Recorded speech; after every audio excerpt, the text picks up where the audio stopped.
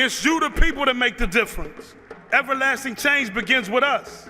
Every change that we ever had started at the bottom, one brick at a time, to change the way people think, to change the way they behave, and to change the way they receive one another. No one can do that if you haven't served on the bottom line, that street line, that line that says, here's how we create a better America for everyone.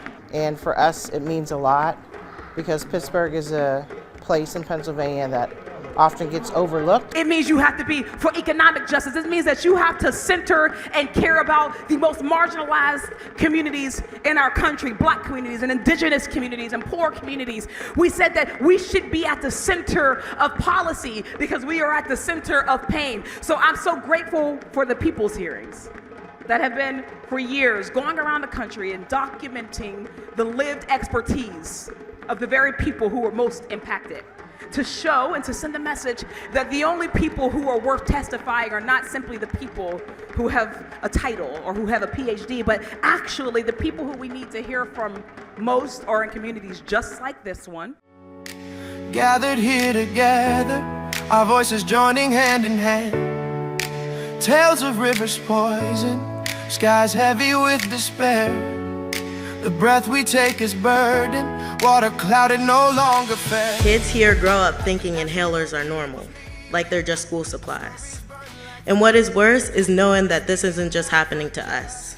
On my road alone, there are 2 people at the bottom of the hill with glioblastoma. We have leukemia, cancer, bone cancer, another leukemia, 2 other glioblastomas, and cancer of the appendix. I'm a cancer survivor. I had my throat cut open. I had cervical cancer, and I had to get rid of my organs because of the environment. I didn't have a choice in it. They made it for me. But it didn't take long to see that the fracking came with its own set of problems. Toxic chemicals were leaking to the ground, animals were dying from drinking contaminated water, and farms were being ruined. Sitting here, it just seems like fracking is the pollution of choice for rural and suburban white people. I'm not saying that Black people and others don't have fracking, but for some reason you all have been chosen for this. 38 years ago, my husband and I purchased property, and within the last 10 years, this is what we have gotten. This is our house, and we are now surrounded by 14 gas wells and pump stations.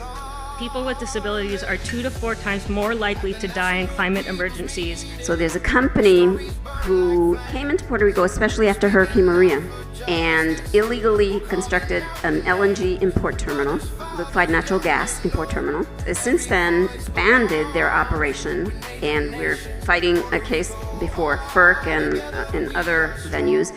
But that fracked gas comes from Pennsylvania. You could be the next person to represent your county, your township, your area, to make the decisions that can protect your family.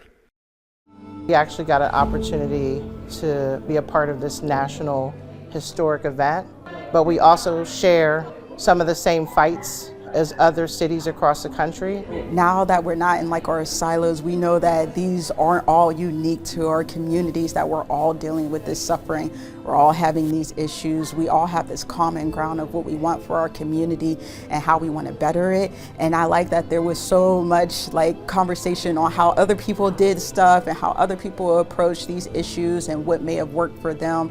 And everybody just kind of feeling each other. Like every testimony, people were like, I feel you, I hear you. And these are the people that are dealing with these issues in their states as well. We need mandatory inclusionary housing zoning so greedy developers can stop hijacking our communities and telling us we aren't white or rich enough to live among them.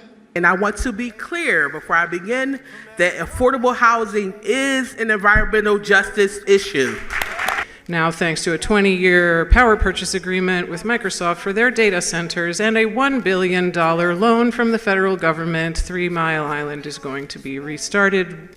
There are no long-term jobs to building these data centers, like every company that comes in promises. Industry leaders, innovators, green technology pioneers, this is our call to action right now today. We need policies to assess the cumulative impacts of all of these industries, of the coal waste, of the new coal mining, of the shale gas development, of the coal burning power plants, of the data center power plants. I can't even name it all. We have hazardous waste facilities, the only in Pennsylvania. It's just too much. It's just too much. I want us to be able to breathe. Puerto Rico, Arizona, New Orleans, together we are strong. Fractures in the earth, the wells that never sleep.